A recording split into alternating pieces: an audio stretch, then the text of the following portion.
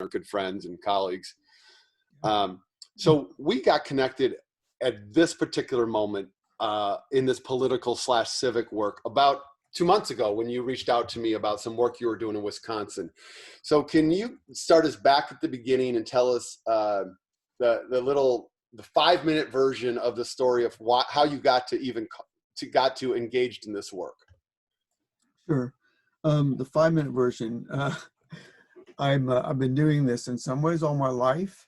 Since I was young, I've been a political organizer, community organizer, labor organizer when I was much younger. So this is kind of part of who I am.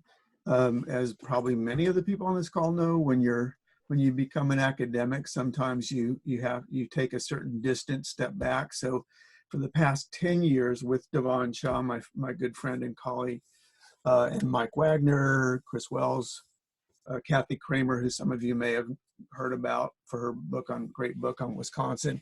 We've been studying what we call somewhat pretentiously the political communication ecology of Wisconsin. So we started asking ourselves about 10 years ago, well, when Walker was elected, how did this happen? And not, we know partly how it happened. Sometimes Republicans win elections, right? But we wanted to really understand the whole shifting political environment in Wisconsin, and of course, as communication scholars, the shifting communication environment in Wisconsin, and how those two things fit together. And, we wanted to know that for academic reasons, but we also, I won't speak for anybody else. I shouldn't speak for anybody else, but I wanted to know because I didn't think that it was a legitimate process, to be perfectly clear. That I've studied democracy my entire life, democratic processes, deliberative processes. I study civil society, and I also grew up in central southern Illinois, so I understand. Republicans win elections sometimes, and every Republican is not a bad person, and sometimes you just get beat. But here, this was different, right? It was real clear to me, even before I started researching it, that the Koch brothers had invested a ton of money into this state. The Bradley Foundation, which most people have not heard of, unfortunately, is actually the single largest conservative foundation in the United States. It's headquartered here in Wisconsin. They've been investing millions and millions of dollars to make this state. I just finished a piece just being published this fall in a book on the Wisconsin idea. Of course, Justice Brandeis, Wisconsin was the original laboratory of democracy, a phrase that probably most of you know about, because we had the first civil service reform, we had the first income tax, Social Security was born here. Almost every progressive reform in the United States began in Wisconsin, at my university, at the real UW again. But the original progressive UW. But I'm cool with that. I'm cool. But sorry, I'll stop that. But we won't talk Seahawks Packers at all. But oh my God, yeah, we got to end the call. Okay, don't get me started, please. I started it. I regret it already. But no, seriously. But so this was a bastion of progressive democracy. This was the hotbed. And it became real clear to me about when I started doing my own line of research in this project that these folks have been investing in Wisconsin as a laboratory of oligarchy. And at first I thought, well, that's a good title. I like it. Sounds good. And the more work I did, the more I came to think that it was actually a fairly reasonable, accurate analytical description of what they had been doing. Extremely rich people had invested large sums of money over a long period of time to take this progressive state because it was a progressive state and say, hey, if we can do it in Wisconsin, if we can turn Wisconsin into Mississippi North, we can do it anywhere. And so bluntly, you asked about me personally, that made me mad. I'm a lifelong, progressive Democrat. And I'm a proud Democrat. I guess that's not as cool as it used to be, but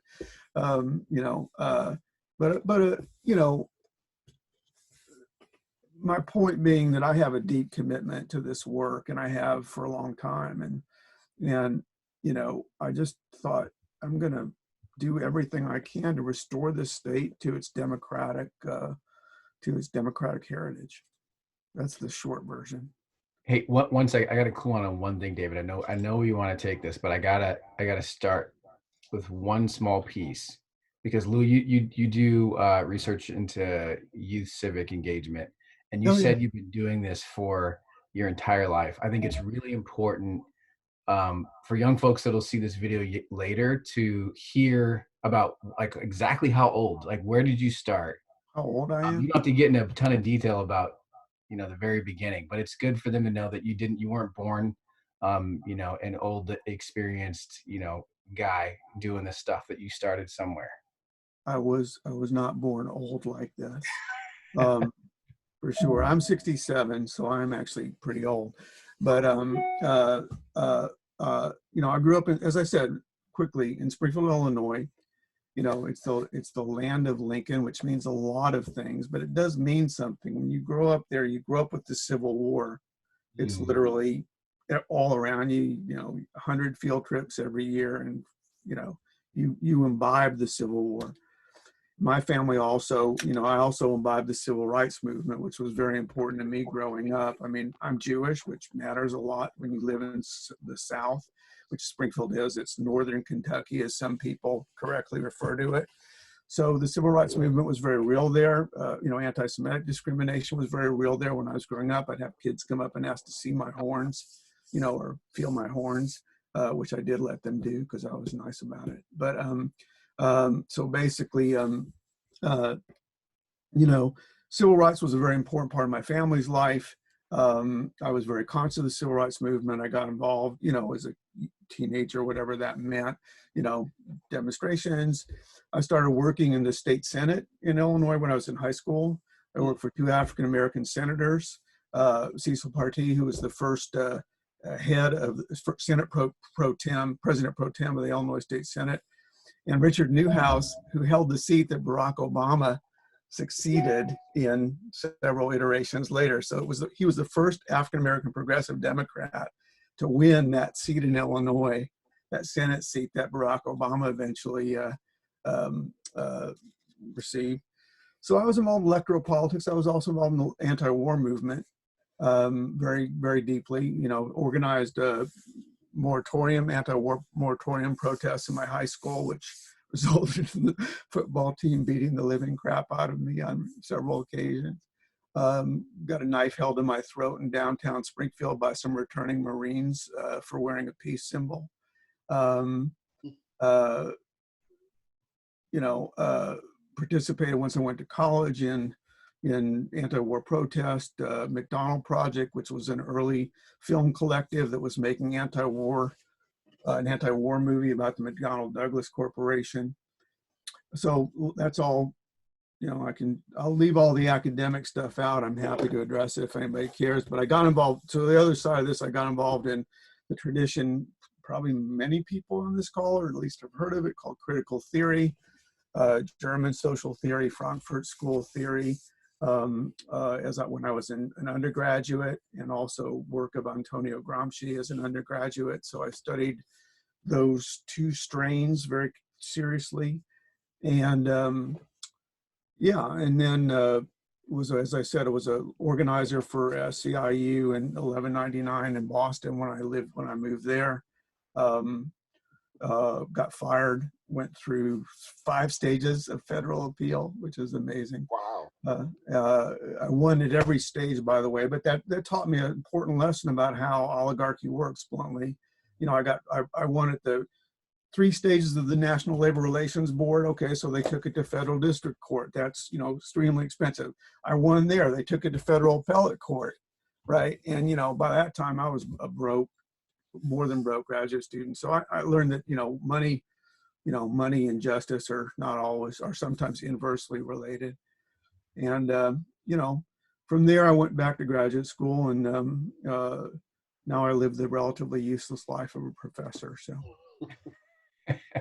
Thank you for that. I just that's super useful for folks that are just starting this journey. Cool.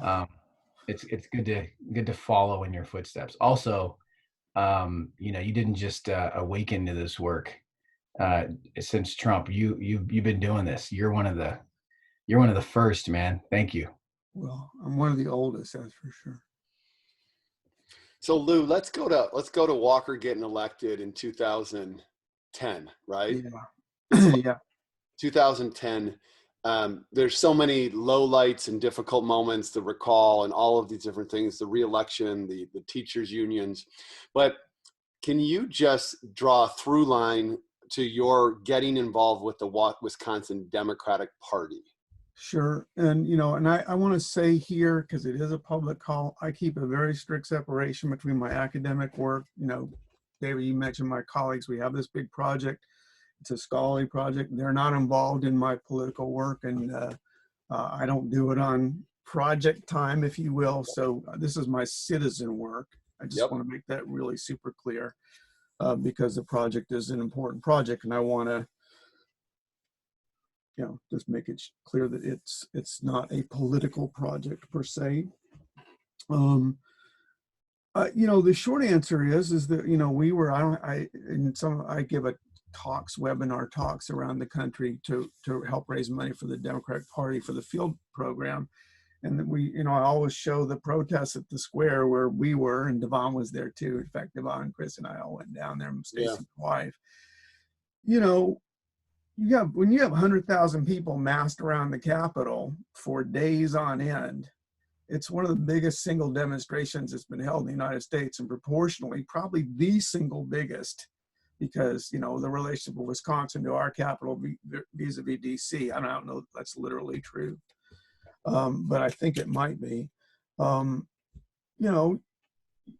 understand what's at stake. I mean, basically, the destruction of labor unions in this state was clearly not just a conservative, again, it wasn't just a conservative moment, it was a right-wing, reactionary, if I can use that language, moment in which people sought to destroy the progressive infrastructure of this state. And this is a great state, right? There's a lot we could say about Wisconsin.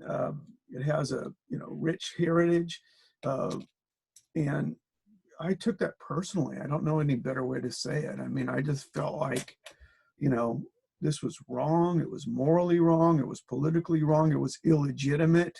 They were minority. I mean, they did, at first, honestly, I gave them the benefit of the doubt. They won the election in 2010. And frankly, we were asleep at the wheel. And I was more pissed off, if I can, Go for it, man. That's Yeah. I was more pissed Elevate. off. I was more pissed off at our side, the Democrats, than I was at the Republicans right after the election. It's like, what are we doing? And the Republicans understood that we had a weakness, and it was a severe weakness, which is that we'd come to rely too much on the teachers union, which is a great union, or literally doesn't technically exist as a union anymore. That's another long story, but we relied too much on we got complacent. We relied too much on the teachers union. Okay, they're strong, they'll support us. Traditional Democratic office holder politics. And I don't have anything against that, by the way. You need that, but you can't rely on that as the foundation of your political party. And so what the Republicans did is they saw, hey, if we knock out the unions, the state employees unions, we're going to knock out the Democratic Party. We're going to destroy the Democratic Party. We're going to destroy our Democratic opposition, and nobody's going to be in our way. And that's what they did. And, I don't think anybody actually ever believed or even thought. They certainly never said in advance. They didn't run on it. They didn't, if they had said, we're running on a platform of, getting rid of all the unions, I would have obviously opposed them with every, inch of life that I have in my body. But on the other hand, I was okay, it's honest. You said what you were going to do. People voted for you. I'm against it, but they were so dishonest from the get-go. So it involved a kind of lying, a kind of anti-democratic behavior that I just thought was, intolerable. I don't know any better way to say it. And so that's what made me realize at that point that I have to do whatever I can to restore and hopefully improve and deepen democratic governance in the state. And I mean that with a small d, by the way. Mm-hmm. So, so you're a citizen activist. You're Mm-hmm. someone who does research. This is where you are at that point in time. You're a citizen activist. You have a lifelong passion. You've been involved in anti-war. You've been outspoken. You put your life on the line in both intentional and unintentional ways, a variety of points. So I see a lifelong journey, a lifelong body of work. Something, though, had to pivot a little bit for you in terms of like, I gotta take it into a new space. I gotta do it into a new space in a new way. So can you bring us up towards maybe post 2016 Trump? I'm not sure where that moment happens. Yeah, I mean, Trump's election was, of course, a shock to us, like everybody else. But in a certain way, it wasn't, because, and this is, I want to stress, Walker and the Republicans' tactics in Wisconsin, which started basically technically early 2011, as soon as they achieved inauguration and government power, that was Trumpism before the fact. It was Trumpism with a smiley face, is a way I like to put it, because Walker, he wasn't, how can I put it? No, I've seen Walker in person. He can come off as quite likable. Smiley. Hey, I shop at Kohl's. I wear this shirt. I bring my lunch to work in a bag. I'm just oh shucks, I'm a Green Bay Packers supporter. Blah blah blah. So he's like that kind of Republican with a smile on his face and an iron fist, right? So behind closed doors, there's probably many people on this call know he was bragging about, one point he was pranked. I don't know if you guys know this, by a couple of shock jocks, I think from Buffalo, called him as the Koch brothers. Yep. I mean, I have to say, what an idiot. But nonetheless, I've got a Louisville slugger I'm going to unleash on these people. So that was what was behind his smiley face. And, so these Trumpian tactics were pioneered in Wisconsin in many ways. Trump obviously uses the media in different and much worse ways. His racism is more overt. The Republican Party here in Wisconsin, although as we saw from the recent election, it's pretty overt as well. It's like, hey, we can talk about that in a little bit, but Oh, we will. What happened in Milwaukee was, a crime in my view. But not just Milwaukee, but stay focused, Lew. Stay focused. Yeah. So yeah. Post-Trump, your engagement. This gets me going, but yeah. So post-Trump, I knew this state is a pivotal state. I think it's the pivotal state. I said you could roll the dice differently and it might come up a little differently, but it's most likely to be the swing state that determines if Trump gets reelected. And I knew that, in 2016. So I knew I had to do everything I could do to defeat this guy. I mean, it was honestly that simple. And so I reached out to Martha Lanning, who's the great chair of the Democratic Party before Ben Wickler, and asked Martha what I could do and how I could help. And just, I know something about communication. I'm a documentary maker. I ran a television newsroom in Milwaukee as an executive producer. So I know something about media, and I offered my services to rethink what a media strategy, a digital strategy for the state would look like. And Martha and I talked about that for a while. And so that was kind of how that went for the first few years after Trump's election. But, as we started, Ben took over the party. I'm blanking now. I want to say last year, but it was actually must have been 2018. Then it was like, well, we're slightly different, more offensive posture getting ready for 2020. So I wanted to do whatever I could do. How I realized it is, it's almost like it's too simple, David. I mean, this guy is a threat to democracy and we can stop him here in Wisconsin. It was kind of that simple. I wish I can complicate it for you, but it really was that simple. Did you, when you came to that awakening, were there a bunch of other folks that you would say are kind of in your peer group that also, I mean, everybody I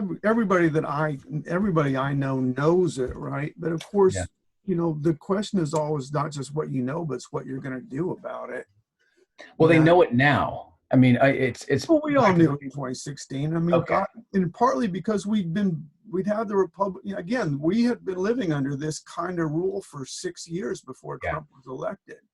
We knew what an unleashed Republican Party would do, so it wasn't any surprise to us what actually happened in 2016. I mean, the election was a surprise, but what the Republicans did once they were elected wasn't surprising at all. I mean, in some ways, it's worse than we ever imagined, which at this point is also hard to figure. But Mm. but that they did it, and what they did wasn't surprising to us. So what is it? Wickler, who is the executive director of the? Yeah, No, I'm sorry. Is he the chair? he's the chair. Sorry, he's the chair of the party. And who is the executive director? Brianna Hasendahl. Brianna Hasendahl. So what's the program that the neighbor to neighbor program, or is that a misnomer and there's like some bigger name? What is the mobilization thing that Ben Wickler et al. And Brianna have brought to the party? Yeah, so that's an interesting story. Martha, and this is relevant, so bear with me for a second. Martha Lanning, who was, so our party was destroyed in 2015 when she took over. We'd had an inept chair before that. And, again, our core legs were knocked out from under us. So Martha had to rebuild the party from the bottom up. She was a Target executive. And so she Oh, wow. had been. And so she rebuilt the organization and the finances of the party. And I'm she sorry, just also, to be clear, you say Target, you mean the corporation. she had been, yeah. Got it. Yeah. So she had she had chops in what needed to be done to rebuild a statewide organization. She's also an active Democrat, daughter of a German American union guy. So, I mean, she was, strong labor, progressive Democrat from way back, who lived in Sheboygan, which is a pretty conservative city. So she knew what the challenges were. And she started Neighbor to Neighbor in 2017. And it really was Martha began this program. She doesn't get credit now, not because of anything Ben's doing, but just, all the focus is on the president. Martha started it in 2017. And what she understood was that we needed to rebuild the entire field organization in the state, but we couldn't rebuild it in the traditional way where we depended on some paid organizers and union phone calls once every 2 or 4 years. We needed to rebuild it from the grassroots, and we needed to do it steadily. So starting in April 17, she launched the Neighbor to Neighbor program. And really what this was building neighborhood teams in every city and county and town where it could be done in the state, and to start building them up from the ground up so that those teams themselves, those volunteer teams, ran the campaigns, first of all. And second of all, that they did them continuously. And it's hard for me to stress how important this is for us, but I think for all Democratic politics everywhere in every state. People tend to organize for elections every, as I said, 2 to 4 years, and they start 2 to 3 months before the election. Mm-hmm. Well, when you're facing the kind of money and power that we're facing, that's not good enough anymore. So we've had a continuous organizing program since April of 17. It never stopped. People would go, obviously it had, peaks and valleys, lulls. You're not knocking on your neighbor's door every 2 weeks, but cycling through neighborhoods regularly throughout the year, asking people what they cared about, obviously gathering data as well, but getting to know people, having conversations at the door, so that by the time an election rolls around, you're not saying, hi, here's some literature. You're saying, hi, I know we've been talking about, you live in the southwest part of the state, your wells are polluted. How's that going? What can we do about it? As opposed to, here's my literature for my candidate and hope you vote for him. So that was, sorry, David, go ahead. No, I just want to tell you a little bit about us. Okay. So, just as a quick aside, so we're a civic action organization, common purpose, and the action is essential. We believe wholeheartedly in the everyday engagement model. All right. And you're absolutely right that it has to have rhythms to it, because that's only the only way the volunteers in our work can be sustained. Sure. And the only way it can be heard if there are rhythms to it. But the reality is that we work in a lot of communities that have been disenfranchised and left out. And the first thing they tell you is where the hell you've been if you haven't been around. Right. And so the Democrats, this is the problem they have long term, is like they just show up in certain areas. So just want to tell you philosophically that we're wholeheartedly aligned with that we aren't doing exactly the way you're doing it, but the kind of notion of a constancy, of an everydayness, is both something we as an organization are committed to, but also in Washington State, the Dems here are as well. There's I realize that, yeah, which is Tina great. Pawlowski, the chair out here, is doing an incredible job in the same kind of work. Right. Yeah, no, I know that, and that's fabulous. And I think, and frankly, it's happening in other places. Martha, when she stopped being chair, started saying, well, how can we extend this model to other state Democratic parties? And so now she's working primarily in the upper Midwest, Michigan, Ohio, Minnesota sort of has its act together, but also other state parties like in Florida. So she's been taking the model of neighbor to neighbor and asking how we can build it up, nationwide. And so that was very effective, right? So that's why we won. I think it's fair to say it's why we won in 2018 and beat Scott Walker by, about a percentage point, a little bit less than a percentage point. So, it was a squeaky election, but we won. And Walker was strong. I mean, he's a strong, it's hard to imagine in some ways, but he's a strong candidate. And defeating him was a very big deal. And we won every other statewide office in 2018. Mm-hmm. And of course, Tammy Baldwin, our great senator, cruised ahead with 9% victory. So she crushed her conservative opponent. And I think there's an important lesson there too, that, Tammy's a progressive Democrat. She's lesbian, as many people know, but nobody here in the state much cares about that, which I think is good. She won upstate, she won in rural areas, she won all over the state. And I mean, I think that just shows if you go out and you talk to people and you do it continuously, you can win. Hey, can you talk 1 second about Tammy? Because I think she's a really important political figure, underrated. Absolutely. She first out lesbian to be in Congress, and has been there for longer than anyone thought she'd be there. And does real work behind the scenes. One of the more productive senators. Come we were there in 2018. Went back in 2019 for the Supreme Court race. Actually, had plans to go back this year and couldn't go, but we went 3 times in 2018 and had that's great. Like 30 people each time. That's terrific. And we saw her. We actually met her. I have a picture with her. Oh, cool. Really, just a great soul. And her aunt actually lives here and is a part of our organization. Really? So what is it about Tammy? Because there are folks that when we're knocking on doors, these are folks that are not Democratic voters. Right.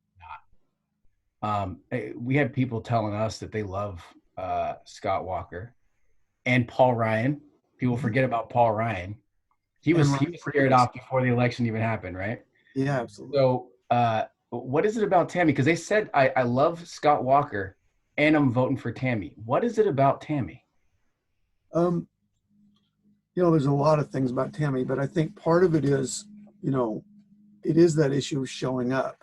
Right, she's there, and every town in the state. She's from Dane County, so she grew up here too. So she's, she is a Dane County Democrat, which in Wisconsin can be a problem if you're trying to run statewide. Yeah.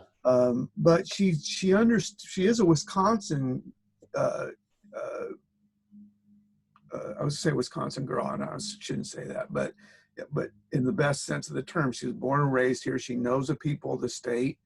And she works hard to connect with people in other parts of the state. And honestly, 80% of it, she shows up. She does have a great staff. She understood very early on that you needed to have really open lines to people, really have good service organization. And in politics, that kind of thing matters, of course. The nuts and bolts, the blocking and tackling do matter. so she does it really well, but she also does it, and I think this matters too in Wisconsin, I think in other states in the union. I'm not sure about about Washington, but having a non-vituperative personality really does help. She's a really smart but really decent, Mm-hmm. person, and you can, I've met her, shopping for, pots and pans and stuff. I've seen her at Costco buying wine for her staff for a staff party. And I mean, she's just a decent, down to earth person. And in Wisconsin, that goes a very, very long way if it's genuine. Let me jump in. For folks, if you start to have some questions, put them into the Q&A. We're going to get to whatever questions you have, and Charles and I are going to have some more about strategy here with Lew for a few minutes, but we welcome your Q&A as well, folks. Lew, I see the map, the electoral map for Jill Karofsky in the 2020. Looks a lot like Tammy Baldwin's electoral map. Yeah. They won in similar places around the country, around the state. They won Southwest Wisconsin. They won up in Door County and Green Bay in that area. And they ran up the margins in Dane County, huge. And they ran up the margins in Milwaukee.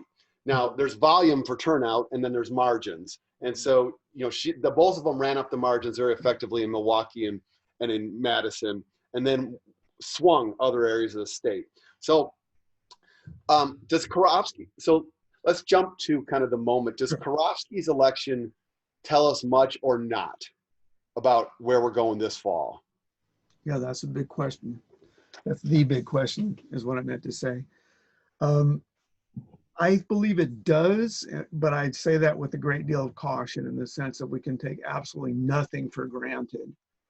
That said, and again, you've already kind of said it, David, but Karofsky won the southwest part of the state, which swung it back, and she won it by good numbers too. She won La Crosse and Eau Claire by 65%, which are pushing Dane County numbers, although I'll stress that our turnout was 55%, with 81% voting for Karofsky in Dane County, so it was a large margin.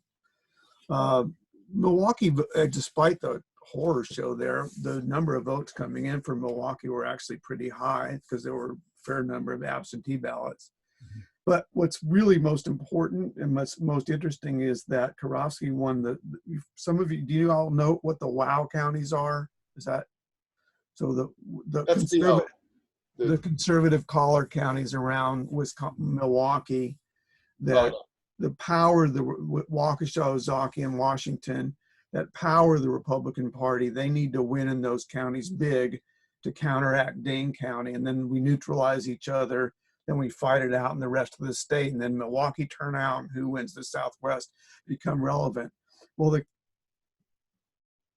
Kelly, the conservative Supreme Court candidate, underperformed by 13% in those WOW counties, which is huge, right? If that happens, if that holds in November, and it's a big question, like how many people didn't turn out, how many people figure it's not, but those Waukesha conservatives turn out, and they turned out 13% less than they had in the previous election.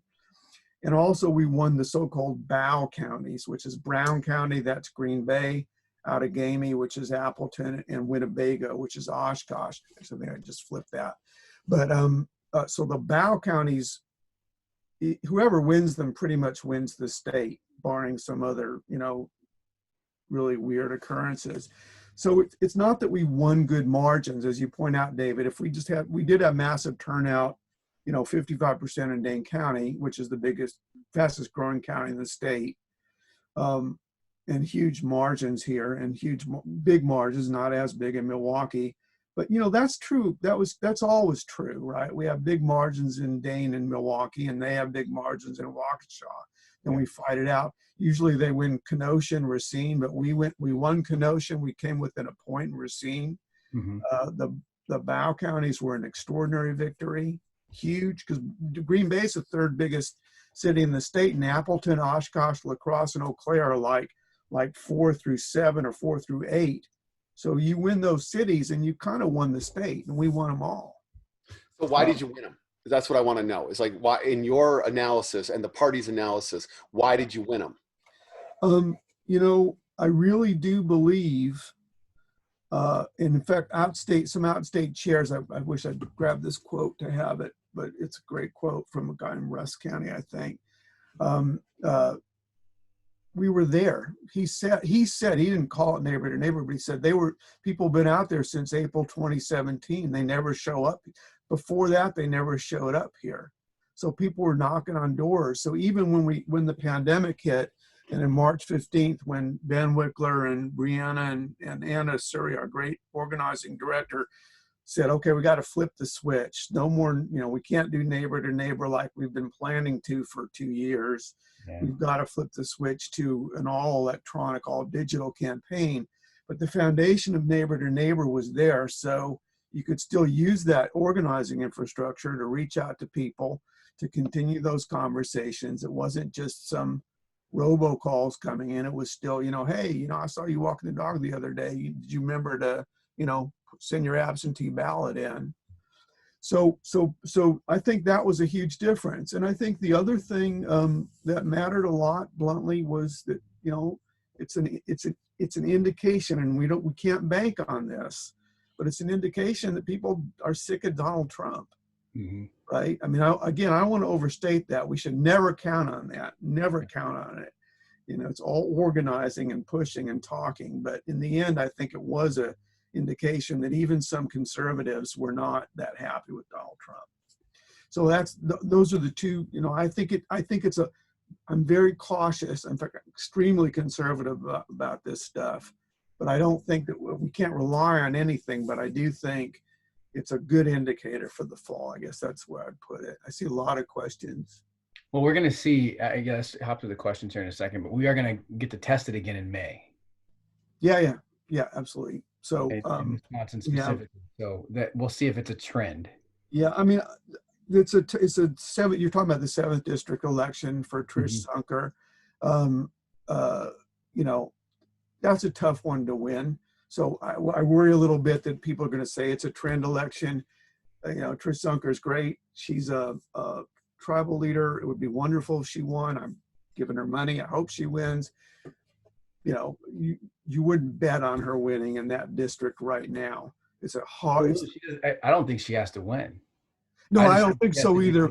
But there's going to be a national narrative. Oh, the Dems didn't win the special election, so this Supreme Court election was a fluke. Lew, I think I'm more with Charles on this. Like there are good. You got to get close. We want to get close, right? Can we lose by 5 to 7 or less? Yeah, right. Single digits. And then if somehow things happen to go the Dems' way, then Zunker goes over the line. In reality, I think that's right. So I'm already sort of inoculating against the narrative that's going to come out. Oh, they lost. Yeah. Lew, inoculation. That's your theory, isn't it? That's one of my theories. Yeah, Lew developed the inoculation argument about how messages get inoculated so that a politician who's going to be criticized wants to get out there in front of it so that they can inoculate themselves against it, right? I can't claim much credit for that, but yeah, it's an important theory. And Dave uses that all the time, personally. But I do think about Chris Zunker. I think, that's two things about that. It's going to be, as you both have pointed out, it's going to be a very tough election to win. I'd be surprised if we won. I'd be thrilled, but I'd be surprised. The other thing about that that's important to realize is that it's in the 7th district, and they've gerrymandered the crap out of that district so that it's an extremely Republican district, and it's a pretty sparse district. So you could lose big in the 7th district and still steamroll in the state, right? Most of the counties that we lost were in that district in the Karofsky election. So that just shows you can still win this state big and lose in the 7th district. So, I mean, it's important, but it's important that what it's really going to be important for is to field test the organization. Yes. And to say, now we've learned some important lessons about the digital organizing in this last election. Let's now tweak those. Let's now push farther. Let's now try some things, see what works, what doesn't work. So it's a kind of a field test for November too, as well. Yeah, and as you mentioned, I mean, the Wisdoms have great field organizers. We worked directly with Anna when we made our calls for the past election too. She's she's like on all the time. Yeah, she's one of the best organizers I've ever worked with. I don't honestly, and I mean this sincerely. We say this is a cliche sometimes, but I literally don't know if she sleeps more than 2 hours a night. I really don't. Yeah, and you can't tell because her energy level is. She's always like ready to go. Yeah. Yeah, I feel guilty whenever I send her an email, actually. Me too. I try to like keep the emails to a minimum. One of my Yeah, team me leaders was too. like, hey, can I email her this time? And I'm Not like, everyone, but Anna definitely. Like, I'm trying to leave you alone and go do your work. So Lou, what is the modus operandi right now? Let's assume for the sake of this Zoom call that there is no door-to-door canvassing, or "Hmm, there's only minimal door-to-door canvassing between now and autumn. Yeah, Okay. we need to assume that. I think Right. we do need to assume it. Yeah. So what are we here in Seattle who are really, there is no more important state than Wisconsin. I put a few more up there with them, a Michigan, a Pennsylvania, and we really want to Sure, beat we two. need to win those two, but there's a much, it's likely I think right now it's likely we'll win Michigan because of Gretchen Whitmer's victory, and Pennsylvania we won big in their last uh, gubernatorial. So I think it's really does come down to Wisconsin of those big three. We need all of them, but At the presidential level, it does. We're also deeply oh committed yeah, to sure, of course, the Senate, right? absolutely, yeah, definitely, So Maine, North Carolina, Georgia, Iowa, Arizona, Colorado are huge important absolutely, states for us to get rid of. absolutely, yeah. But back to Wisconsin, assuming that there is no door-to-door canvassing, and we hope there actually will be. We're dying to get out there. We really want to get out there. Yeah, But that'd be great. what's the methodology that an organization like us should be leaning into to support a victory in Wisconsin? I know this sounds almost silly, but the short answer is to be in close touch with Anna and ask her what she needs, because really, but the good news there is, and we had some California and Massachusetts volunteers as well in the last election.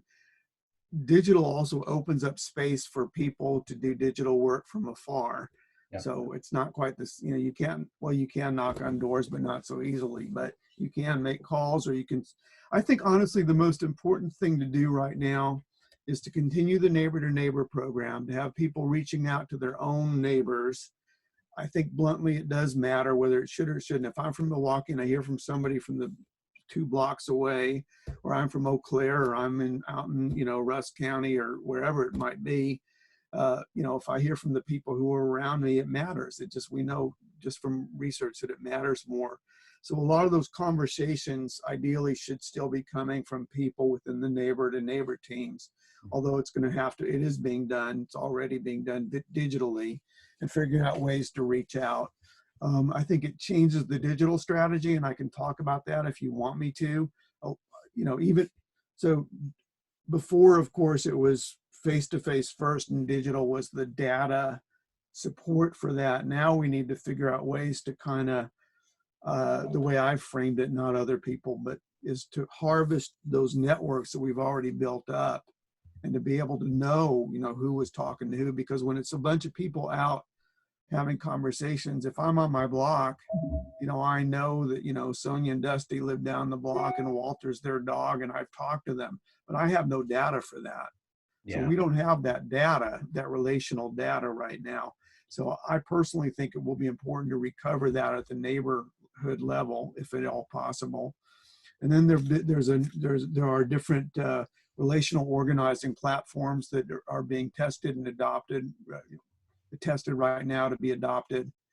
And those are more like the kind of what I would call now traditional apps, where I download all my contacts and I begin to reach out to my contacts on a one-to-many.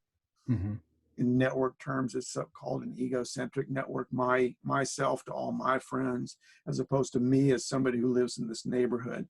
So we need to combine those two strategies, those one-to-many network relational strategies, and also continue pushing on the neighbor to neighbor strategy. That's the big answer. I want to ask you about absentee ballots. Yeah, Okay. So we are doing as an organization a very big national push to 27 states that we're targeting to push the senators, the governor, and the election commissioner in each state towards absentee balloting, either no excuse absentee balloting if they have currently limited excuses, or if they're going to stick with limited excuse, to include COVID-19 as one of those, Mhm. right?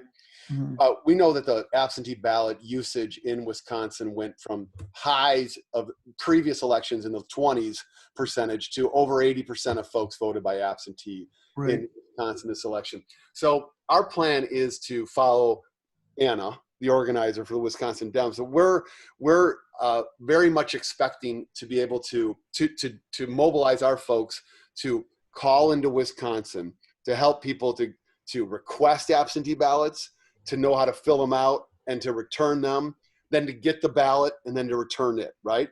And so that's what we think we can do remotely, all right? If we can come in person, we'll be doing all the normal in-person work. But that's probably what we're going to do remotely. Right did now, that. I would say, I'm sorry, Charles. No, I was saying, David, it's not what we're going to do. So we did that last election. Yeah. Yeah, we did And that most recently. I think that's the single most important thing that you can do, that anybody out of state, or frankly, many people in state, can do right now. Making sure that people get their absentee ballots, you know, and of course that's a very complicated process for us. You know, first you need to know you need an absentee ballot, then you have to request the absentee ballot. If you live in our state under our ridiculous voter ID laws, you have to, you know, take a picture of your driver's license, again, if you have one, or your passport, even more so if you have one, upload it. So we had one of the great successes, honestly, of the party was mobilizing to do one-on-one tech coaching for older voters who basically said, I don't, what do you mean upload a picture of my driver's license? And literally to step through people. So I think we're going to need, and I mean this sincerely, volunteer tech teams to work like you do with your parents or your grandparents, you know, if you're younger, and say, hey, okay, grandma, you know, here's how you do it. Take your phone, take a picture. Okay.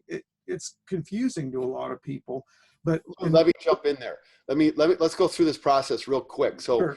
You're an absentee ballot voter and you've got no clue whatever that you're doing. You have no idea, and it's COVID-19. What do you have to do? You have to, first of all, in our state, and again, this is just this. I could say this again and again and again. The Republicans, of course, make it as difficult as possible, and will still be trying many dirty tricks between now and November to make absentee voting even harder. So, you know, they've declared. I mean, President Trump declared if we have absentee voting, a Republican will never win. Well, he might be right. So they're going to fight it tooth and nail. So first of all, you need to make people aware by outreach that they need to request an absentee ballot, because most people don't even know that, right? Including a lot of college students that I've talked with in the last, you know, months. Hey, what? I need to do that. What do I do to do it? One very good thing about Wisconsin, however, despite our voter ID laws, is that I'm going to butcher the URL. I would have to go on. I'll do it in a minute, but it's myvote.wis.gov. I think myvote.wis.gov is a very good website which does step people through what they need to do. So that's the one, and that's partly because it's run by the nonpartisan or the bipartisan elections commission. So that does step people through the basics. So first you need to know you need one, then you need to actually get one, then you need to be reminded that you need to get one, because most people forget 2 or 3 times. Then you need to get it. Then you need to fill it out again, and also be reminded several times that you need to fill it out. Then you need to go through your, you know, ridiculous voter ID procedure to fill it out. Which is what? What's that, David? What is that? What is that? That's the, like, you got to have a picture of a valid driver's license or a passport or some other very limited form of legitimate identification. And you have to upload it on a computer, right? Which again is not, we assume, many of us take that for granted, but many people can't do that. You know, if you're poor, not low income right now, half of your broadband access is at your local library, right? I mean, I don't have to get into the digital divide with this group, but you know, there's just a lot of older people, lower income people just don't have access to broadband. So uploading your picture is not that easy. So you need to do that. You need to then get the ballot back. Then you need to track and see whether the ballots actually come to you. Then you need to track getting that ballot filled out. Then you need to track the deadlines for that ballot, as we saw, which can be arbitrarily moved by 2 Republican Supreme Courts if necessary, right? So I've just outlined, I didn't count, but I think 6 stages and several mini stages of reminders within that. And there's great room for volunteers in that entire process. If you guys help us reach out to people, who are just, they don't really care if you're from Washington, if you're helping them fill out your ballot, right? It's not that big a deal, as opposed to, hey, are you from Wisconsin? Do you know our issues here? It's so I think that will free us up to do a lot of the harder core face-to-face outreach work. And I'm not saying that's all you should do, but I'm saying that's incredibly valuable work, because Yeah, one of those things that's a part of that process for some folks is that you have to get that ballot, you have to get it witnessed. yeah, you have to get a witness, You gotta get it absolutely, witnessed. which And if again is you're not a simple thing now, exactly. right? If you live alone, who's going to witness your ballot? Right. So you have to send people door to door to do witnessing, right? Yeah, you have to do distance witnessing, Yep. which is true, and that's not tricky. I mean, that's not easy, rather. Sorry. Yeah. Okay. So some folks are asking questions about the kind of gerrymandering initiatives that are present in Wisconsin. Sure. Is there a statewide coalition that's attempting to change the redistricting to be a more nonpartisan endeavor? There is. It's led by Matt Rothschild, and I'm gonna, if you guys will excuse me here for one sec. Sure. I want to get the right the right URL, because Yeah. So that what the myvote.wi.gov is the tool that folks yeah. use to check if they're registered and request the ballot. It's actually really good. It's actually a really good site. Yeah. So the Wisconsin Democracy, thank you, Charles. Yeah, it is good. The Wisconsin Democracy Campaign, headed by Matt Rothschild, has been going to have county level referenda in every county. I forget, I think they've successfully passed nonpartisan redistricting, essentially not initiatives, but they're advisory initiatives. I'm going to say 55 out of 72 counties in every major county in the state. There's broad sentiment in this state for nonpartisan redistricting, but bluntly, it's a chicken and egg problem. Unless we get rid of the Republican Party, we're not going to get nonpartisan redistricting.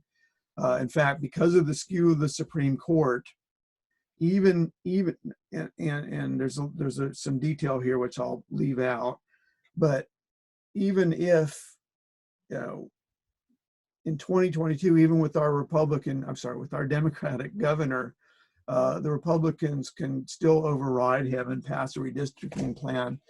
God willing, we win enough seats in the Assembly and the Senate in 2020 to avoid them having a supermajority, in which case we'll have 10 more years of gerrymandering. But even so, because of the composition of the Wisconsin Supreme Court, it's a little bit better now, obviously, but it's still 4-3. Mm-hmm. Now, there might be one honest, conservative, but semi-honest Supreme Court justice on there who might vote the right way and force a compromise, but we can't count on that.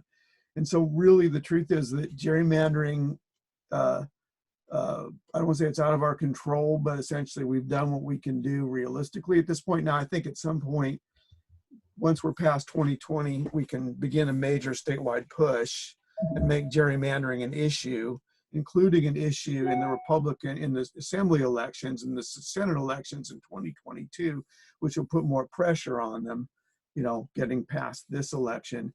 But, if they have majority still in 2022, which they almost certainly will, they're going to pass another partisan gerrymandering plan. Okay, we're going to roll through some questions here, okay? And Charles, can you take a look? I sent you a text about one of the questions. Are you going top to bottom through Q&A, or are you trying to clump them together here? I'm trying to clump together. You guys will kind of curate the questions. I shouldn't worry about them. Okay, that's right. Great. Can people request absentee ballots right now for the fall? Yes. The fall. Yeah. Yes. Yes, Oh, they yeah. can. In fact, you could, I didn't do it because I was hopeful I could get to vote in person. I like doing it, but you could have requested an absentee ballot for the rest of the year. Okay. You did this one. So you can, yes. Great. That's actually the push. That's the volunteer push. That's what the party actually wants most people to do. Mm-hmm. Exactly. Yeah. So for obvious good reasons. Great, Charles. Let's talk to Anna and let's get us going on that. We're already on it, man. Of course. We Awesome. emailed with her 2 days ago. Lew, back to something you said as an aside there. You like to vote in person. This is something we've realized is that we can't just push for all mail balloting around the country. A lot of folks want the opportunity to vote in person. It's important to them historically. It's also an issue of trust to them. So we've got to have both of those. We've got to have more early voting, safe early voting, and mail-in balloting. Yep. Yeah, that's what I think. I mean, I'm good to, I know you guys have a great system of mail-in in Washington, so I'm not going to tell anybody else how they should do it in their state. I like voting, and I think a lot of, not just me, because who cares, it's one level, but many people in Wisconsin like to vote. It's a civic ritual that people care about here. So I see maybe in this next election we won't be able to, but I wouldn't want to see an compulsory absentee mail-in ballot. Okay. Personally. Yeah, that was a big thing when we knocked on doors there, is that some people would not actually refuse to vote in advance. They want to go vote on election day. It's a big community thing. It is kind of a ritual. They get together and they have food and stuff, and this part of this is you got to wait in line for a long time, and so you got to figure out how to do these social things. We know how to tailgate here. We don't know how to win football games, obviously, but we know how to tailgate. That's good. Yeah, let's not go there because a lot of things We can there. Lew, at the end in our post-mortem. Voter ID. Do you have to when you get the absentee ballot, you have to show your ID to get the ballot? Is that correct? No, I'm sorry. I'm trying to remember. That's fine. Don't worry about looking it up. 57-year-old brain sometimes scrambles the order of things. I think yes. Yes, you have to send in your ID to get the ballot, if I'm not mistaken. Yes. And then you don't have to show it again when you send in the ballot, right? Because you couldn't have gotten the ballot. No, you've already validated it. Okay. Yeah. So that's good in some ways. It's an upfront cost, but once it's done, it's done. Okay. We know that two of the counties in Wisconsin, I guess they're Milwaukee counties, I'm not positive, sent out absentee ballots without people requesting them. They just mailed them to all registered voters, right? Yeah. And it looks like Milwaukee's going to try to do this to all voters there. How's that playing out there among folks like you? Good question. Oh, well, I think it's great. For this election, we need to I think it should be easy. And frankly, I would be thrilled if we'd send out absentee ballots to everyone. And if you want to use it, you use it. And if you don't, you go vote, right? You don't have to use it. So I think that's the right way to do it. And again, there's a certain degree, I'm sure the Republicans are going to sue about this. And there must be a lawsuit in process already to keep counties from acting autonomously, right? Because Milwaukee is obviously a critical county. Milwaukee has said, well, we're going to send them out. It's just as plain as the sense that God gave you that it should be done for this election. But Republicans are going to fight it anyway. So, but Milwaukee County right now has the ability to do that. Dane, which is the other super, of course, Democratic county, has probably one of the best elections boards in the country. Or Madison City does. So we had 55 polling places open and we're just really good at it. So I'm less concerned about Dane, to be perfectly honest. Okay. But Milwaukee, it's really important. All right, Charles, you got anything? Yeah, this is the question that you said that this was actually addressed to me. Somebody asked, what can we expect in digital assets to help build the neighbor-to-neighbor online program? Are there volunteers that can help build these with you that are specific to our, it says BG states, but I think it's big states. I think it's a question. States. Battleground states. Oh, battleground states. But Charles, this question is to you. I know. So it's a question about common purpose. Yeah. I think that the neighbor to neighbor thing is something that each state owns. Like this is you've got to live there. And I'll say this, there are apps that exist that help facilitate this. I'm trying to think of the name of one. I have it on my phone here. But Empower is one of them. Yeah, there you go. What is it again? Empower. Okay. That's one of them. And then there's the peer one that you mentioned. There's a few actually of those. There's a few peer ones where you kind of look at your contacts on your phone and you reach I out think to your friends. Empower now bridges that action network too, which is developed by a Mhm. group that was SEIU. I don't think it might have been a spinoff. I'm not sure, but anyway, Action Network has a great organizing app too, and Empower I think bridges the outward organizing and the more personal network organizing. I think I Yeah, haven't had a chance to play around with it yet, but yeah. I think in terms of CP, I think I would welcome any volunteers that are looking to help us build um, uh, digital platform for our interaction with local partners that are engaging in neighbor to neighbor. I think one of the things that we do really well is that we don't try to reinvent a strategy. We plug into existing strategies on the ground and we follow the lead of the partner organization that we are working with. And so we will not try to develop our own like mirror program. If anything, we will build something that plugs into what they're already doing. So I'm 100% open to any volunteers or any folks that have talents in this area that would help an organization like ours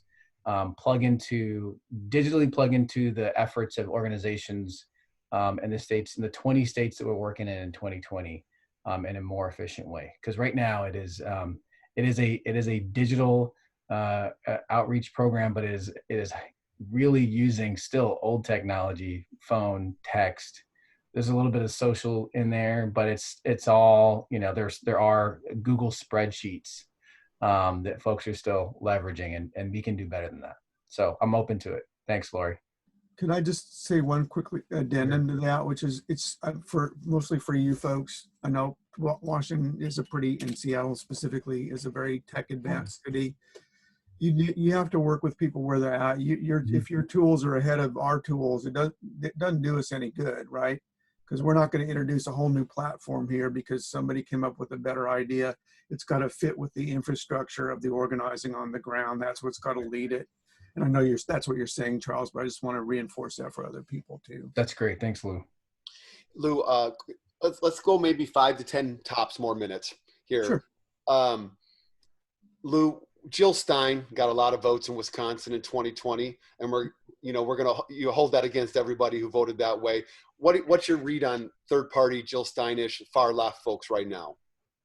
You know, I shouldn't say I'm not worried. I mean, I'm worried about every single vote. And I mean that sincerely, but I get a sense that, I was reading some stuff in the Times this morning with some Bernie, supporters who not, they're hardcore, but they're not, super hardcore Bernie bro types. And they were all saying, well, I don't know if I can vote for Biden. I don't know if I'm going to show up. Gosh, I have to say I get pretty frustrated with that. Um, you know, I took a lot of inspiration from people in Milwaukee in this last election who said, hey, my grandparents or my parents or my grandparents down in Alabama, they fought for their lives with their lives for this right to vote. And we're going to exercise our right to vote. And they say your vote or your life, well, we're going to vote Hmm. because you can't take that away from us. And the idea that anyone would sit out this election and not, because they don't like Joe Biden, who cares? Who cares who you like, right? It's not about who anybody likes or whether they're inspiring. It's about the fate of the country and the fate of the planet. So, I mean, I guess you all know that. I'm preaching to the choir here, but, how many of them will sit out? I don't think that many will. I'm hopeful that, that the people who are saying that now, they're disappointed. I hope they're disappointed and are getting over their hurt and understand that the fate of the country and the fate of democracy and frankly the fate of the planet is bigger than their feelings. I like that. How integrated is um, how diverse, I think is the right word here. How diverse is this kind of engagement among the party throughout the state? Is this, are these white Democrats? Are these white and African American Democrats in different communities? The program you're talking about, neighbor to neighbor, and the engagement here. How effectively is this cutting across racial lines in the state? Well, I think it's cutting across racial lines very well, very effectively. I mean, in Wisconsin, there's about 7% African Americans and about 7% Latinos, ballpark, you know, slightly different numbers. The organizing staff, I haven't counted, but I've just thumbnailed, like the organizing staff of the field organizers for the party are more diverse than the state as a whole by some chunk. So probably in the 20-25% range. So the party's organization is more diverse than the state. You have, of course, and I know probably many people on this call know about Black leaders organizing for communities in Milwaukee, which is a kind of parallel organization. There's a lot to say about Block. It's not a party organization. It's a nonprofit. It's been largely funded by Eric Holder, but they're doing a lot of work in Milwaukee that kind of holds down that relational organizing task there. So it's not a party effort, but and technically, people probably know this here too, parties and C4s cannot coordinate, and Block is, to the best of my knowledge, a C4. So there's certain coordination issues that go on, but it's a very diverse organizing project. Nobody's being left behind. People are reaching out to African American, Latino communities. Of course, Native American communities are very important, not huge in numbers, but really, well, important, period, here in Wisconsin for all kinds of good reasons. And Asian Americans too. So everybody's reaching out to everybody. Nobody's leaving and taking anything for granted. And you know, it's a statewide effort. That's the best way I can put it. Okay. You know, ironically, the one thing I will say quickly is that people on the left tend to think that the people we should be leaving out are rural white people. Mm-hmm. You know, we should ignore them because they're hopeless. Well, they're not. A, they're not hopeless, and B, you better not think so, because that's how we won all those outstate counties. Yes. So you know, if you don't care about defeating Donald Trump, fine, then you can ignore all those people. But if you want to defeat Donald Trump, you got to talk to everybody in the state. Everybody. Well, and even the counties you didn't win. Oh, absolutely. Yeah. You know, you drop that margin in those wild counties by 13%, but you know, they still voted 65-35 for Kelly, but by dropping those margins, you're powering the victory. Yep. Absolutely. Speaking of folks in rural areas, somebody's asking, and I've heard questions about this too, and I think there are a couple articles about this, about Republicans that are now using the same neighbor to neighbor model. Yeah. I know that you know, when you're in any kind of competition, you can't worry too much about what everyone else is doing. You got to just do your best. But is there any conversation around what they're doing on their side? I mean, we know they're doing it. Yeah. We've been doing it deep. We have 250 neighborhood action teams, which is technically what they're called in the party, although it's still neighbor to neighbor. I think it's almost 250. I won't get into the quibbling over those numbers, but about 250 all over the state that have been being built for 4 years now.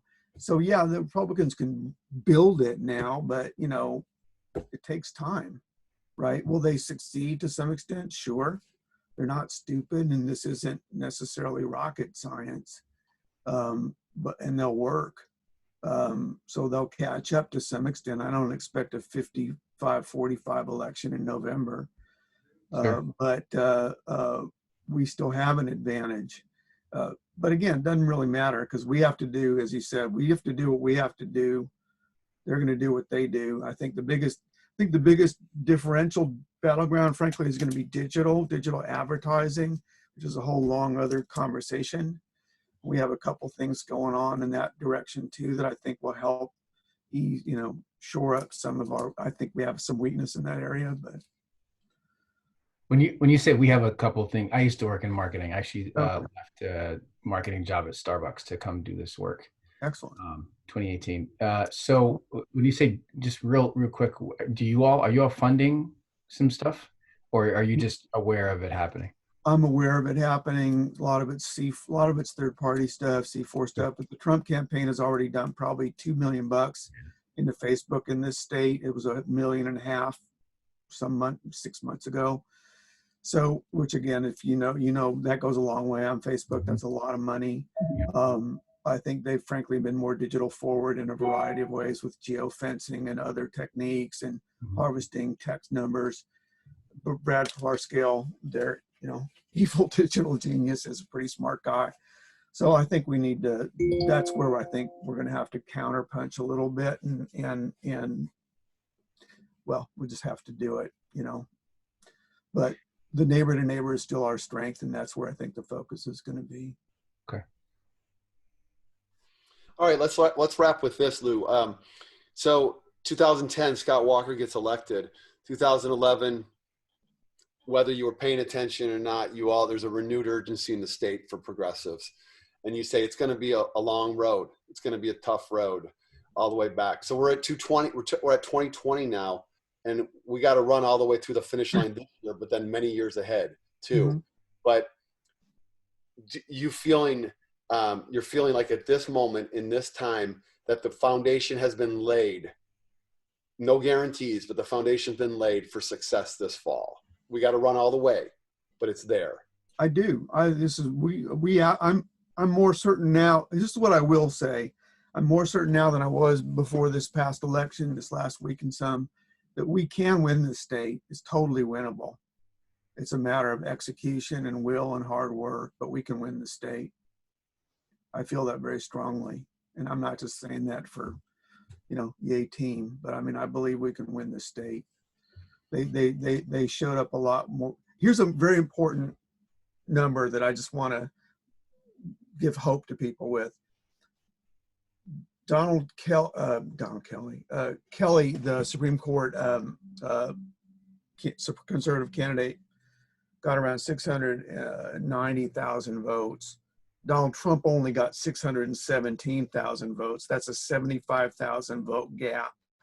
So there were a lot of conservatives. They knew who they were voting for. They voted for Dan Kelly, but they didn't want to vote for Donald Trump. They didn't want to sign that 75,000 vote gap. So that's an indicator that he's starting to wear out his welcome. And I think he's doing it every day now. So can he be beaten? Yes, he can. Absolutely. You're talking about in the most recent primary election where people were just filling out a ballot and they voted for Kelly, but they chose not to check the box on the Republican primary for Trump. Absolutely.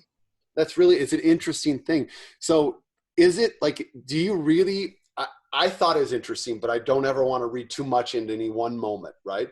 But both from your scholarly lens and your activist lens, is that 70,000 gap being treated as like something pretty meaningful?